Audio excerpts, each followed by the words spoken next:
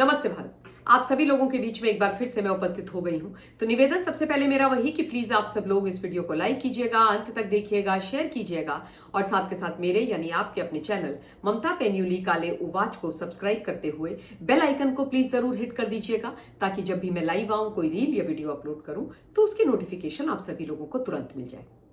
एक जमाने में अरविंद केजरीवाल और सुनीता भाभी जी के प्यारे दुलारे एकदम साई की तरह साथ रहने वाले राज्यसभा के माननीय सांसद the handsome hunk Parineeti Chopra ji के पतिदेव राघव चड्ढा की आज मैं फिर से बात कर रही हूं।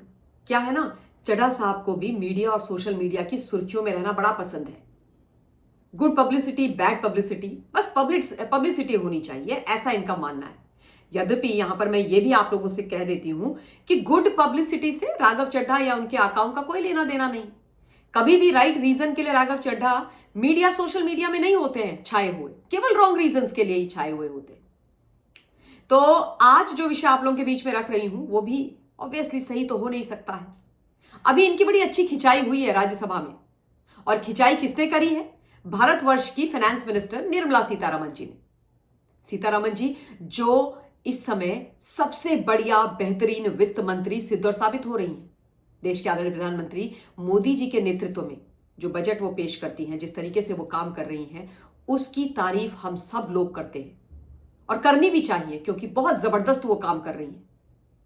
महिला फाइनेंस मिनिस्टर, हम सब महिलाओं का सर तो ऊंचा कर ही रही हैं, देश का भी कर रही हैं। और केवल अपने मंत्रालय में वो अच्छा काम कर रही हैं ऐसा नहीं है, उनकी हाजिर जवाबी का तो मैं बड़े लंबे समय से कायल रही हूं। उनके वन लाइनर्स बड़े जबरदस्त होते हैं। जिस तरीके से वो शब्दों के बाणों के माध्यम से विपक्षियों की खाल खींचती हैं, उनको बेनकाब करती हैं, उनको धराशायी करती हैं, सदन के अंदर सदन के बाहर, वो देखने में बड़ा मजा आता है। और मुझे ही नहीं है, आप सबको भी आई एम श्योर मजा आता है। अब उन्होंने ऐसा ही कुछ राघव चड्ढा के साथ कर डाला। चड्ढा साहब को क्या है ना, हर चीज पर ज्ञान देने की बड़ी आदत है। तो जो ग्रामीण बैंक्स हैं उनके विषय में चड्ढा साहब ने बात करी थी फ्लोर ऑफ द हाउस में, और कुछ डेटा प्रस्तुत किया था। उसी के प्रति उत्तर में बात करने के लिए जब फाइनेंस मिनिस्टर खड़ी हुई तो उन्होंने सभापति महोदय यानी जगदीप धनखड़ जी से बोला कि sir, if you allow me, तो मैं ऑन अ लाइटर नोट कुछ कहना चाहती हूं, और यदि मेरे जो फेलो पार्लियामेंटेरियन है मिस्टर चड्ढा वो नाराज ना हो तो मैं कुछ बोलना चाहती हूं।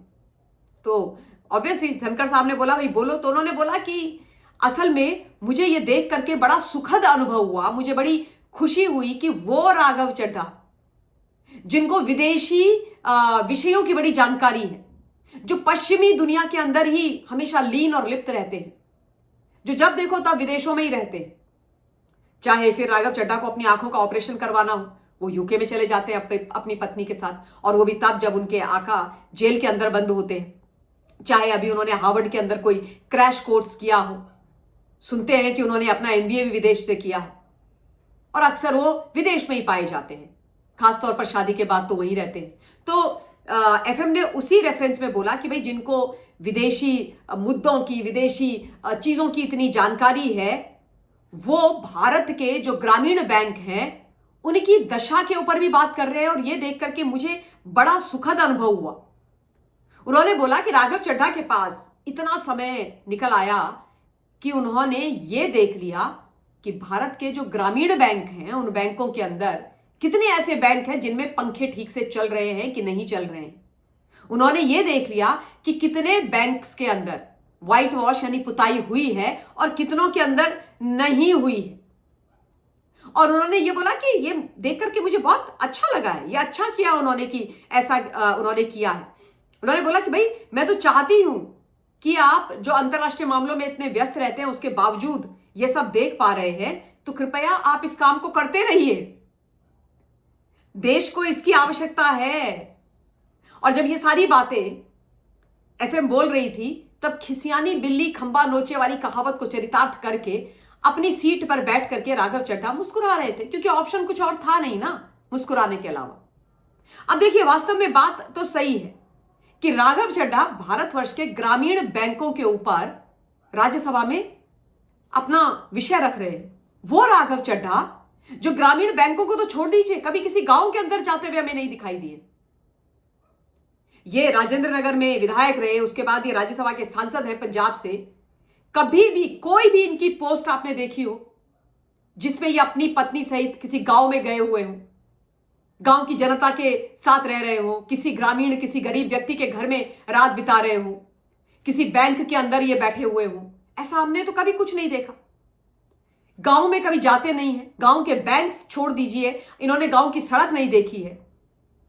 अपने बड़े वाले लटियंस में जो इनको बंगला मिला हुआ है, जिस बंगले के बाय द वे ये आधिकारिक भी नहीं है, यानी कि इनका जो एंटाइटलमेंट है उससे बड़ा बंगला इन्होंने हथियाया हुआ है, वहां पर एसी में बैठ के वीवीआईपी अपना स्टेटस एंजॉय करते हुए इन्होंने इमेजिन कर लिया कि ग्रामीण बैंकों में पूरे भारतवर्ष के अंदर क्या हो रहा है।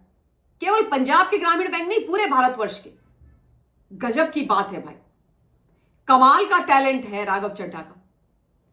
लटियंस दिल्ली में बैठ करके पूरे भारत के मतलब रिमोट एरियाज के भी ग्रामीण बैंक देख लिए इन्होंने, तो गजब है। मेरे प्रदेश उत्तराखंड के भी देख लिए, कमाल है। ताली बजनी चाहिए राघव चड्ढा को।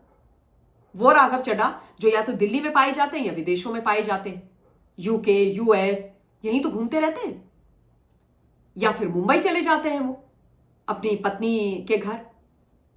तो जो बात बोली है एफएम ने वो बिल्कुल करेक्ट है, और ये एक बहुत बढ़िया वाला तंज है इनके ऊपर, जिसका ये जवाब नहीं दे पाएंगे, क्योंकि आप बिना देखे बिना जानकारी लिए केवल देश को भ्रमित करने के लिए लोकतंत्र के सर्वोच्च मंदिर के प्लेटफॉर्म का गलत इस्तेमाल करके अपना एजेंडा जनता के सामने देश के सामने रखने की कोशिश कर रहे हो, तो मुझे लगता है कि उस पर तो बात होनी चाहिए। इनफैक्ट एफएम ने तो बड़े ही प्यार से बड़े अच्छे तरीके से इनसे बात करी।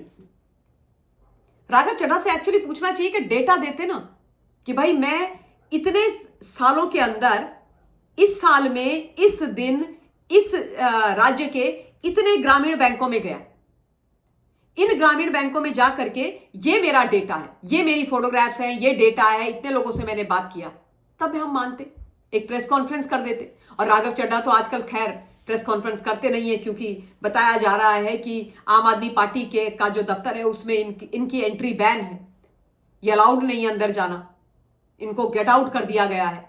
तो ठीक है कि ये मोनोलॉग टाइप अपना वीडियो भी जारी कर दिया करते हैं, तो वही कर देते भाई।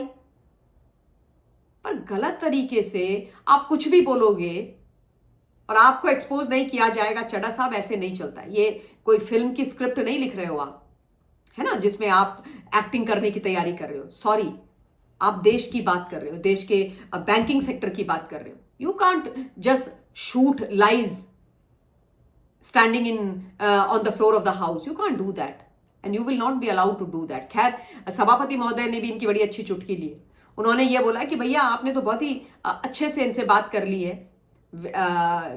सीतारमन जी कह रहे हैं कि भाई मैंने भी राघव चड्ढा को ऑफ लेट बड़ा बदला हुआ देखा, इनमें बड़े चेंजेस देखे हैं, लेकिन वो मैं आपके साथ यानी फिनेंस मिनिस्टर के साथ कहते हैं धनखड़ साहब शेयर नहीं करूंगा। और बदले क्या हैं ये तो ऑब्वियसली आप लोग भी समझ गए होंगे किस ओर सभापति महोदय का इशारा था। लेकिन मैं ये बोलना चाहती हूँ कि मिस्टर चड्ढा, आप अगर पढ़े लिखे जो हैं आप उसका सही इस्तेमाल कीजिए, देश के और जनता के पक्ष में कीजिए, जो राजनीति है उसको सही तरीके से कीजिए। वैसे भी आप हकाल दिए गए हैं अरविंद केजरीवाल एंड गैंग की तरफ से, तो देश के लिए काम कर लीजिए जितना समय आपके पास है राज्यसभा में। तो खैर हमने तो सलाह दे दी, मानना न मानना इनके ऊपर है, लेकिन इस वीडियो के लिए अभी के लिए इतना ही। बहुत बहुत धन्यवाद। जय हिंद।